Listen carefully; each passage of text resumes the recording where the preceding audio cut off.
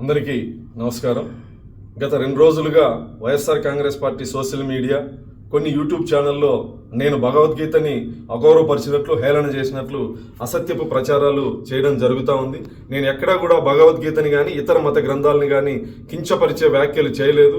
కేవలం డాక్టర్ బాబాసాహెబ్ అంబేద్కర్ గొప్పతనం, భారత రాజ్యాంగం యొక్క గొప్పతనాన్ని చెప్పే ప్రయత్నం చేశాను.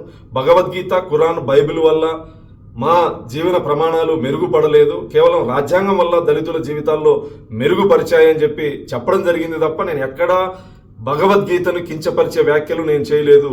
హిందూ సమాజాన్ని కించపరిచే వ్యాఖ్యలు నేను చేయలేదు. కేవలం ఆంధ్రప్రదేశ్లో ప్రస్తుత పరిస్థితులు, తుఫాను ప్రభావిత ప్రాంతాల్లో గౌరవ ముఖ్యమంత్రి గారు చేస్తున్నటువంటి కార్యక్రమాలు, ప్రజలు హర్షం చేస్తున్నటువంటి పరిస్థితుల్లో కేవలం డైవర్షన్ కుట్రలో భాగంగా YSR Congress party social media చేస్తున్నటువంటి అసత్యపు ప్రచారం. నేను హిందువుని, దళితుణ్ణి. గౌరవ ముఖ్యమంత్రి గారు నాకు టీటీడీ పాలక మండలి సభ్యుడిగా అవకాశం ఇస్తే నా నియోజకవర్గంలో శ్రీనివాస్ కళ్యాణం నిర్వహించాలని చెప్పేసి 8 నెలల క్రితమే నేను లేఖ రాసిన వాడిని. గౌరవ ముఖ్యమంత్రి గారు 5,000 గుళ్ళు నిర్మాణం చేయాలి అని చెప్పేసి టీటీడీని ఆదేశిస్తే ఎక్కువ శాతం దళితవాడల్లో ఈ దేవాలయాలు నిర్మించాలని చెప్పేసి నేను టీటీడీకి విజ్ఞప్తి చేసినటువంటి వాడిని.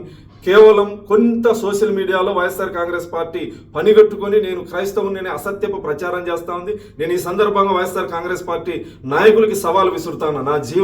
నేను పుట్టిన ఊరిని వెళ్ళి మీరు విచారించుకోండి. మా తాతల కాలం నుంచి నేను హిందువుని, వెంకటేశ్వర స్వామి మీద భక్తి ఉన్నటువంటి వాడిని.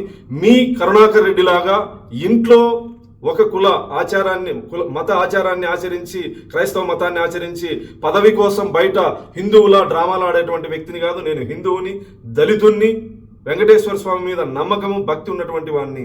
దయచేసి నా హిందూ సమాజం వైఎస్ఆర్ కాంగ్రెస్ పార్టీ చేసేటువంటి కుట్రలో భాగస్వామ్యం కావద్దని చెప్పేసి ఈ సందర్భంగా విజ్ఞప్తి చేస్తూ, భగవద్గీతను నేను కించపరిచానని మీ మనోభావాలు దెబ్బతింటే నేను ఒక హిందూ సోదరుడిగా నేను మిమ్మల్ని క్షమాపణ అడుగుతాను.